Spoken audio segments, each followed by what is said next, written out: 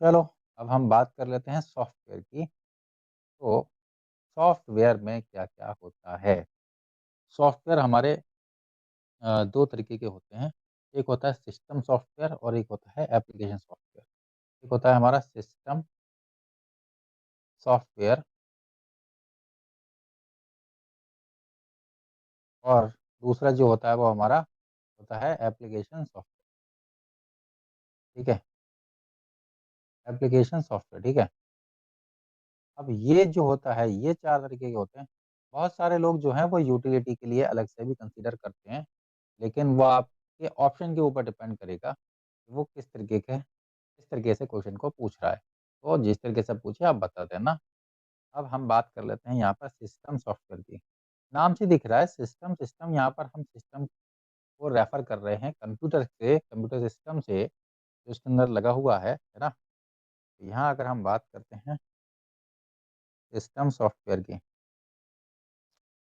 तो system software जो होते हैं, वो हमारे 4 तरीके के होते हैं। नंबर 1 की अगर मैं बात करता हूँ, तो यहाँ पर सबसे पहला होता है ऑपरेटिंग सिस्टम जिसे ओएस बोलते हैं, ऑपरेटिंग सिस्टम, ठीक है?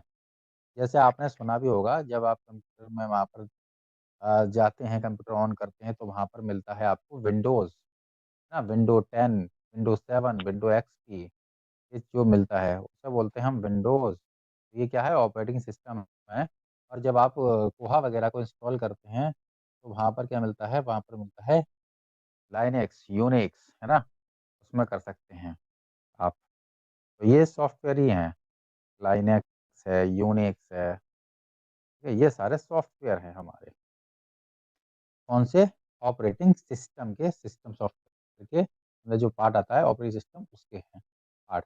नंबर 2 की अगर मैं बात करता हूँ, नंबर 2 पे जो हमारा होता है वो होते हैं यूटिलिटी प्रोग्राम या utility software. Utility, utility software, utility programme, utility,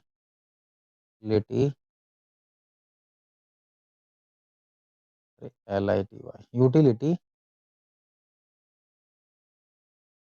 utility, utility software. Software को मैं ऐसे लिख रहा हूँ शॉर्टकट में, ठीक है? हार्डवेयर को मैं ऐसे करके लिखूँगा शॉर्टकट में, ठीक? नंबर 3 पे अगर जो आता है, वो हमारा होता है DBMS जिसे बोलते हैं हम डेटाबेस मैनेजमेंट सिस्टम। सब ध्यान रखना फॉर्म्स की। नंबर 4 की अगर हम बात करते हैं, तो वो होता है हमारा डेटा कम्युनिकेशन सॉफ्टवेयर। वो क्या होते हैं हमारे डेटा कम्युनिकेशन सॉफ्टवेयर, ठीक है? अब यहाँ पर समझो इसके बारे में डिटेल समझ लो, बहुत आसान है, ज़्यादा कुछ है नहीं। देखो यहाँ पर क्या है, सबसे पहले हम बात कर लेते हैं ऑपरेटिंग सिस्टम की, जो कि मेन जो ऑपरेटिंग सिस्टम होता है वो क्या होता है? ऑपरेटिंग सिस्टम इंटरमीडिएट या मीडिएटर की तरह वर्क करता है, ऑपरेट करने में यूज़र और कंप्यूटर के बीच। यूज़र और कंप्यूटर के बीच मतलब कि हम जो है क्या चाहते हैं सिस्टम से, तो हमको वहाँ पर सिस्टम से कनेक्ट करने के लिए जो चीज़ चाहिए, जैसे मेरा कीबोर्ड है, मैं कीबोर्ड से इंस्ट्रक्शन दे रहा हूँ, कीबोर्ड है, कीबोर्ड से मैं इंस्ट्रक्शन दे रहा हूँ, मैं लिख रहा हूँ। तो ये जो इंस्ट्रक्शंस जाएँगे, वो यहाँ पर ऑपरेटिंग सिस्टम के थ्रू कहाँ जाएँगे? ऑपरेटिंग सिस्टम के थ्रू जाएँगे हमारे यहाँ पर कंप्यूटर के पास, हमारे प्रोसेसिंग यूनिट के पास, CPU के पास, ठीक है? ये। तो इन दोनों के जो बीच में वर्क करता है, वो है हमारा ऑपरेटिंग सिस्टम, इसे हम बोलते हैं मीडिएटर, ठीक है? ये एज़ अ मीडिएटर वर्क करता है, ठीक है? बात आ गई होगी समझ में आपके लिए, है ना?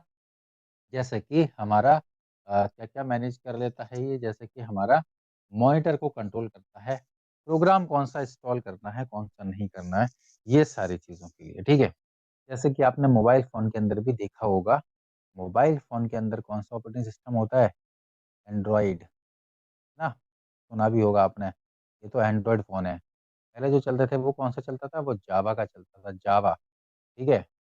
और जो एप्पल के होते हैं, उनका एप्पल का क्या होता है iOS करके ऑपरेटिंग सिस्टम का नाम है। यहाँ पर भी एप्पल का जो होता है, वो कौन-सा होता है? मैक होता है ना? समझे? तो ये चीज़ें आपको ध्यान में होनी चाहिए, ठीक है? ये हमारा ऑपरेटिंग सिस्टम है। ऑपरेटिंग सिस्टम क्या करता है, यूज़र और कंप्यूटर के बीच एज़ अ मीडिएटर वर्क करता है। दोनों के बीच में कम्युनिकेशन के लिए, ठीक है? और क्या-क्या करता है, और कंट्रोल करता है, मैनेज करता है सारे सॉफ्टवेयर को जो कि उसके अंदर इंस्टॉल्ड होते हैं, ठीक है? चलिए अब हम बात कर लेते हैं यूटिलिटी प्रोग्राम्स। यूटिलिटी प्रोग्राम्स जो कि आपने देखा होगा, जो क्या करवाएँ हमारे को,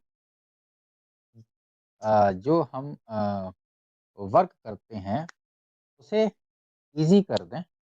जो उसके साथ में ही आते हैं, जो प्रोग्राम्स क्या होते हैं हमारे, क्या बोलते हैं, जो विंडो जब आप इंस्टॉल करते हो, तब उसके साथ में ही कुछ आते हैं प्रोग्राम, जैसे कि कैलेंडर, जैसे कि वॉच। आप देख पा रहे हो, शायद आपको स्क्रीन शेयर नहीं हो पा रही है।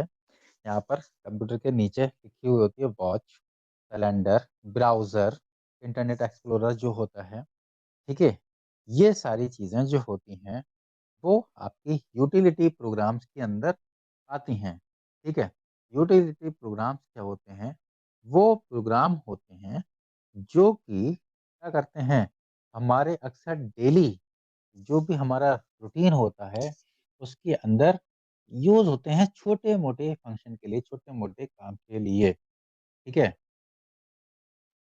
तो ये यूटिलिटी प्रोग्राम्स होते हैं। ध्यान रखना इस चीज़ का, इम्पोर्टेंट है ये टॉपिक। उसके बाद अब हम बात करते हैं डेटाबेस मैनेजमेंट सिस्टम के बारे में, जिसे हमने बोला है डीबीएमएस।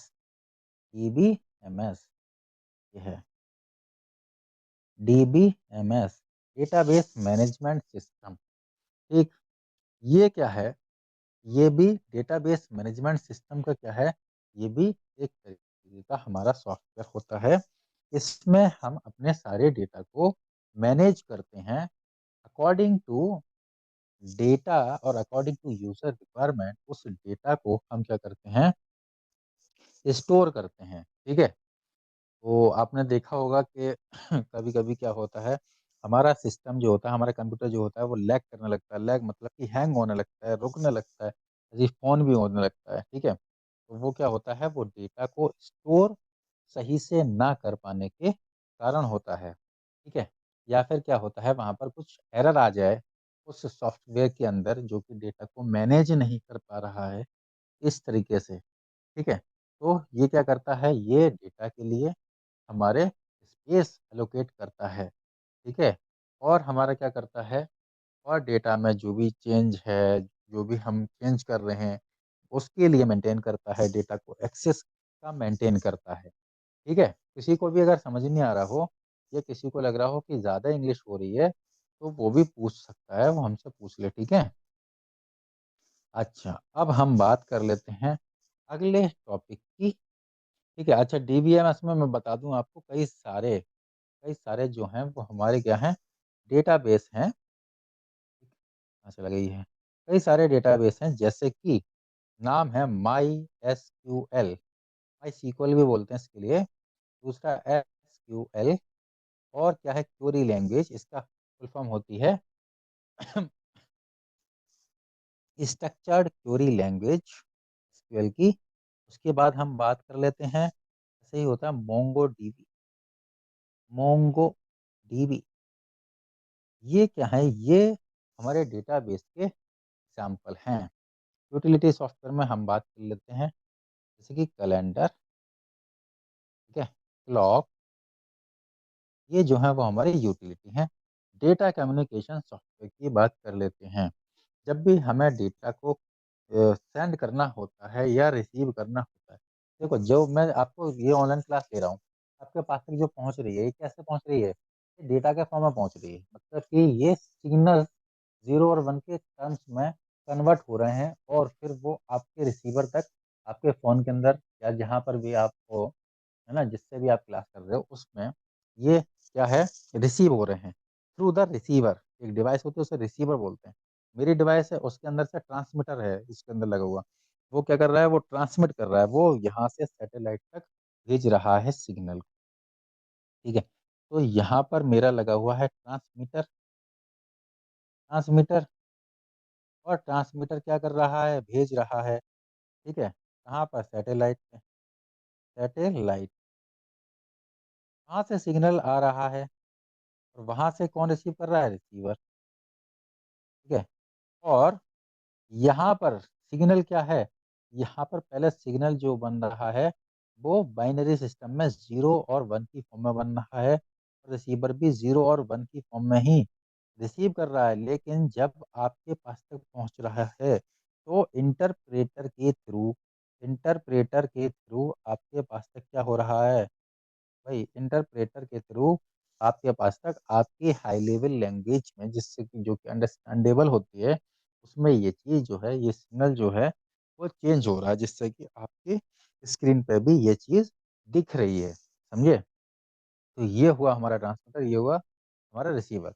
अब ये सारे काम को करने के लिए क्या होता है? हमारे लिए जरूरत होती है कुछ सॉफ्टवेयर की, ठीक है? उन सॉफ्टवेयर के थ्रू क्या कर सकते हैं हम डेटा कम्युनिकेट कर सकते हैं, डेटा से हम कम्युनिकेट कर सकते हैं। समझे? तो उसे बोलते हैं हम डेटा कम्युनिकेशन सॉफ्टवेयर। समझे? ये चीज़ होती है। अब आप सोच रहे होंगे कौन से, जैसे कि अगर आपने फाइबर, ऑप्टिकल फाइबर का नाम सुना होगा, है ना? या जियो फाइबर का नाम सुना होगा, है ना? या ब्रॉडबैंड का नाम सुना होगा, है ना? ब्रॉडबैंड बोलते हैं ना, नेट लगवा लो ब्रॉडबैंड, ना? अगर आपने केबल से नेट लगवाया है तो वहां पर उनका एक एप्लीकेशन होता है, एक सॉफ्टवेयर बना हुआ होता है, वहां से आप चेक कर सकते हो। या जैसे कि अभी आप फोन का भी यूज कर रहे हो, तो फोन में भी आप क्या है, जियो का एप्लीकेशन है, एयरटेल का है, वहां से इंफॉर्मेशन ले रहे हो, तो वो सारी चीजों के जो रिकॉर्ड रख रहा है वो क्या है? वो हमारा है डेटा कम्युनिकेशन सॉफ्टवेयर। ठीक है? अब हम बात कर लेते हैं इसके बाद, ये तो हो गए हमारे सिस्टम सॉफ्टवेयर। अब बात करते हैं एप्लीकेशन सॉफ्टवेयर की, ठीक है? एप्लीकेशन सॉफ्टवेयर बहुत इंपॉर्टेंट रोल प्ले करेगा हमारे एग्जाम में, इसमें से क्वेश्चन एक आध आ सकता है। एप्लीकेशन सॉफ्टवेयर मतलब कि जो कि किसी एक स्पेशल काम के लिए बनाए जाते हैं, है ना? किसी ना किसी काम के लिए, जैसे कि बैंकिंग के लिए बनाया गया है टैली, ठीक है? लाइब्रेरी साइंस के लिए बनाया गया है, बैंकिंग के लिए बनाया गया है टैली। लाइब्रेरी साइंस के लिए क्या बनाया गया है? लाइब्रेरी साइंस के लिए बनाया गया है, लाइब्रेरी साइंस के लिए बनाया गया है लिब्रो ऑफिस। लिब्रे ऑफिस है ना, लिब्रे ऑफिस। ऑफिस वर्क के लिए क्या बनाया गया है? ऑफिस वर्क के लिए बनाया गया है हमारा M S office. Office work के लिए हमारा बनाया गया है M S office. Microsoft office, ठीक है? उसमें ही Microsoft word, Microsoft PowerPoint, Microsoft note जिस पर मैं लिख रहा हूँ, ये सारे जो भी बनाए गए हैं, ये सारे कहलाते हैं एप्लीकेशन सॉफ्टवेयर। समझे? अच्छा, ये चीज आपको समझ आ गई होगी, ठीक? कोई कुछ सॉफ्टवेयर ऐसे होते हैं जो कि स्पेशली स्पेशली बनाए जाते हैं, जो स्पेशल सॉफ्टवेयर होते हैं, ठीक है? उसे हम बोलते हैं पर्सनल कंप्यूटर सॉफ्टवेयर या पीसी सॉफ्टवेयर, ठीक है? तो मोस्टली ये भी हमारा क्या है, ये एप्लीकेशन सॉफ्टवेयर के साथ साथ हमारा पीसी सॉफ्टवेयर की कैटेगरी में भी आते हैं। पीसी सॉफ्टवेयर की भी कैटेगरी में आते हैं। क्यों आते हैं पीसी सॉफ्टवेयर की कैटेगरी में? क्योंकि भाई ये भी तो हम पर्सनली यूज कर ही सकते हैं ना अपने कंप्यूटर पे, इसलिए ये हमारे पीसी सॉफ्टवेयर कहलाते हैं। ठीक है? तो आई होप कि यहाँ तक की चीज़ें आपको समझ आ गई होंगी, सारी बात तो सारी क्लास समझ आ गई होगी। अब हम शुरू करेंगे अपनी प्रोग्रामिंग लैंग्वेजेस में। आप हम पढ़ेंगे ऑब्जेक्ट ओरिएंटेड लैंग्वेज क्या होती है, प्रोसीजरल लैंग्वेज क्या होती है, स्क्रिप्टिंग लैंग्वेज क्या होती है, ठीक है? और उस टाइप से कैसे कैसे करके क्वेश्चंस बनते हैं। फिर उसके बाद हम पढ़ेंगे टेली कम्युनिकेशन। कम्युनिकेशन क्या होता है, किस तरीके से होता है कम्युनिकेशन। उसके बाद हम पढ़ेंगे नेट क्या होता है, नेटवर्क क्या होता है, इथरनेट क्या होता है, ये सारे टर्म्स के बारे में। और उसके बाद फिर हम इस यूनिट को कंप्लीट करके उसका सम अप करेंगे उसकी शॉर्ट फॉर्म्स के साथ, जिसे एब्रिविएशन बोलते हैं, है ना? ये सीडी-रोम का फुल फॉर्म क्या है? Compact disc read only memory ऐसे करके, है ना? या फिर हम बात करेंगे कि सी प्लस प्लस क्या है, एक लैंग्वेज है। तो ये जो भी चीज़ें हैं या एचटीएमएल की full form hyper text markup language, है ना? वीबी स्क्रिप्ट जो होता है विज़ुअल बेसिक स्क्रिप्ट, है ना? तो ये सारे जितने भी हमारे शॉर्ट फॉर्म्स हैं, फुल फॉर्म्स हैं, इन सब के बारे में हम पढ़ के और इस यूनिट को करेंगे कंप्लीट, देन बढ़ेंगे हम अगले यूनिट की तरफ। इस यूनिट को पढ़ने से हमारे को 2 फ़ायदे हो जाएँगे, एक तो कंप्यूटर लिटरेसी वाला सेक्शन हमारा पूरा फिनिश हो जाएगा और हमारा लाइब्रेरी साइंस का एक यूनिट पूरा फिनिश हो जाएगा। तो कोशिश करेंगे कि ये 2 से 3 दिन में पूरा यूनिट फिनिश हो जाए, उसके बाद नेक्स्ट यूनिट पे बढ़ेंगे। ठीक है? कोशिश यही रहेगी कि जल्दी-जल्दी पूरे का पूरा कंप्लीट हो जाए। चलिए भाई, बहुत-बहुत शुक्रिया आपका। आप लोग आए और आप लोगों ने क्लास की और जैसा भी हो देख लेना ये डेमो की लास्ट क्लास थी। अब लोगों ने की हो ना की हो वो चीज़ अलग है। चलिए भाई, बहुत-बहुत शुक्रिया।